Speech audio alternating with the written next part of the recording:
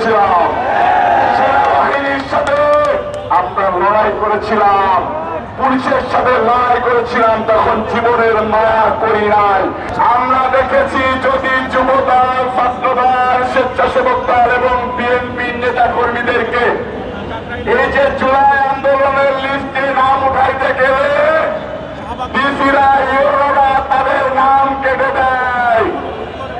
নাম রাখে কাদের? যারা স্বাধীনতা বিরোধী শক্তি, যারা রাজাকার এবং তথাকথিত এনসিপি, তারা যে লিস্ট দেয় ডিসিরা, ইউরোরা, সেই নামগুলোকে অন্তর্ভুক্ত করে আমাদেরকে সাথে বৈষম্য করা হচ্ছে। আমাদের সহযোদ্ধাদেরকে ওই জুলাই আন্দোলনের নাম উঠানো হচ্ছে না, এটা বৈষম্য। আমরা ইউরোপ সরকারের কাছ থেকে এটা আশা করি না। আমাদের সহযোদ্ধা শামীমকে এই পল্টন ময়দানে পাখির মতো গুলি করে হত্যা করেছে।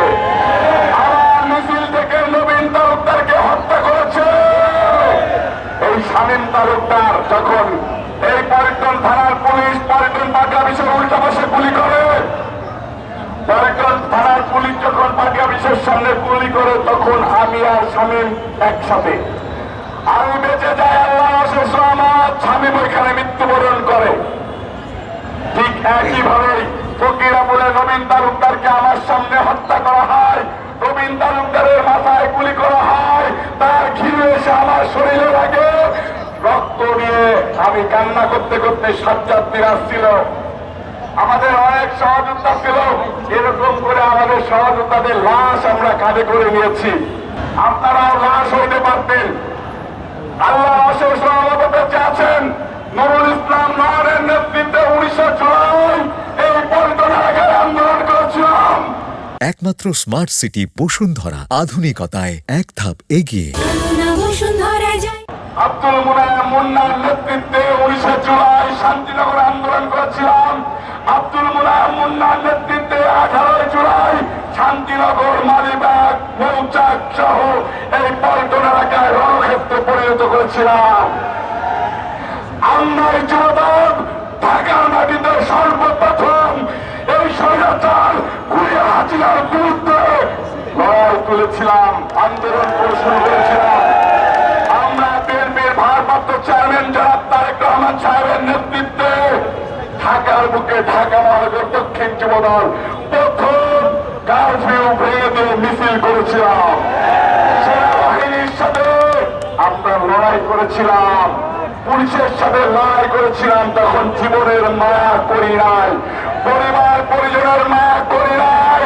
আপনারাই ছিলেন খন্দকার এনাম রবিউল ইসলাম নয়নের সহযোদ্ধা। আপনাদেরকে নিয়ে সারা জীবন পার করতে চাই। আপনাদের ভালোবাসা আমাদেরকে এত বেশি দিয়েছে যে আপনাদের ঋণ ঢাকা মহানগর দক্ষিণ যুবদল কোনদিন শোধ করতে পারবে না। 2024-এর আন্দোলন ঢাকা মহানগর দক্ষিণ যুবদল 4 আগস্ট শাহবাগ মোড় সর্বপ্রথম বাংলাদেশের দখল নিয়েছিল। এটা ঢাকা মহানগর দক্ষিণ যুবদল 3 আগস্ট ঢাকা মহানগর দক্ষিণ যুবদল শাহবাগ মোড়কে দখল নিয়েছিল। 2 তারিখ শাহবাগ মোড়কে ঢাকা মহানগর দক্ষিণ যুবদল দখল নিয়েছিল।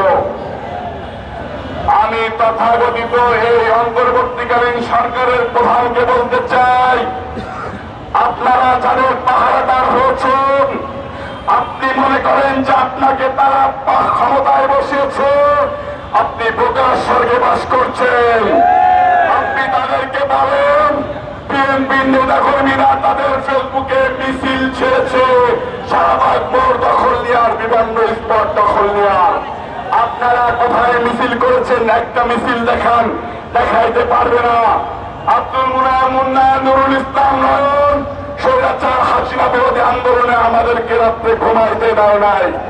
10 মিনিট পর ফোন করে করে বলছে রাজপথ দখল নিতে হবে, তারেক রহমান সাহেবের এজেন্ডা বাস্তবায়ন করতে হবে, তারেক রহমান সাহেবের বাংলাদেশের যে গণতন্ত্রের পক্ষের আন্দোলন সেটাকে সফল করতে হবে।